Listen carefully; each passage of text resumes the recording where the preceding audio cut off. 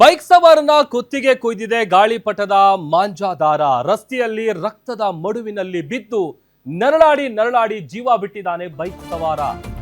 ಬೀದರ್ನ ಚಿಟಗುಪ್ಪ ತಾಲೂಕಿನ ತಾಳಮಡಗಿ ಗ್ರಾಮದ ಬಳಿ ನಡೆದಿರುವಂತಹ ದುರಂತ ಇದು.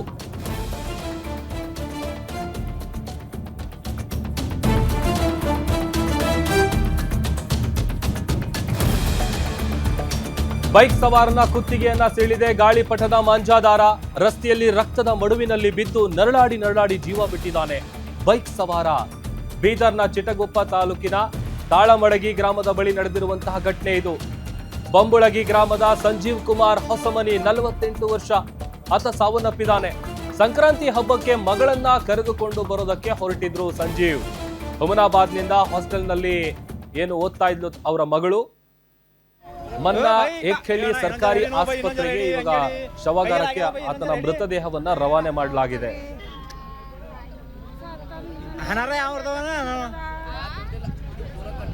ಜನ ಹಿಡಿನೋ ನಾನು ಮತ್ತೆ ಕೇಳಿ ಕೈ ಆಗ್ಯದ ಹಿಡಿ ಪೂರ ಹಿಡಿ ಇನ್ನೊಂದು ಜನ ಹಿಡಿನೋ.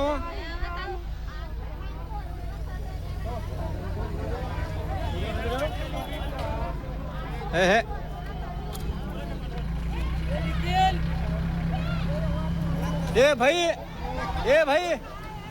ಮೊಕೋರೋ ಭೈ ಅಂಜೆ ಮೊಕೋ ನೀ ಸುಮ್ಮನೆ ಮೊಕೋ. ಬೀದರ್ನಲ್ಲಿ ನಡೆದಿರುವಂತಹ ದುರಂತ ಇದು.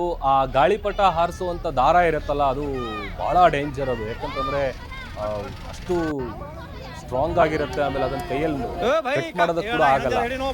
ಬೈಕ್ ಸವಾರನ ಕುತ್ತಿಗೆಯನ್ನ ಸೀಳಿದೆ ಆ ಗಾಳಿಪಟದ ಮಾಂಜಾದಾರ. ಯಾಕಂತಂದ್ರೆ ಅದೊಂಥರ ಸಿಲ್ಕ್ ತರ ಇರುತ್ತೆ ಅದು ದಾರ.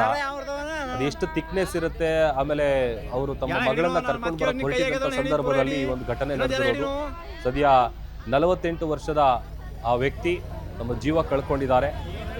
ಬೈಕ್ ಸವಾರನ ಕುತ್ತಿಗೆಯನ್ನ ಕೊಯ್ದಿದೆ ಗಾಳಿಪಟದ ಮಾಂಜಾದಾರ. ರಸ್ತೆಯಲ್ಲಿ ರಕ್ತದ ಮಡುವಿನಲ್ಲಿ ಬಿದ್ದು ಪಾಪ ನರಳಾಡಿ ಜೀವ ಬಿಟ್ಟಿದ್ದಾರೆ. ಬೀದರ್ನಲ್ಲಿ ನಡೆದಿರುವ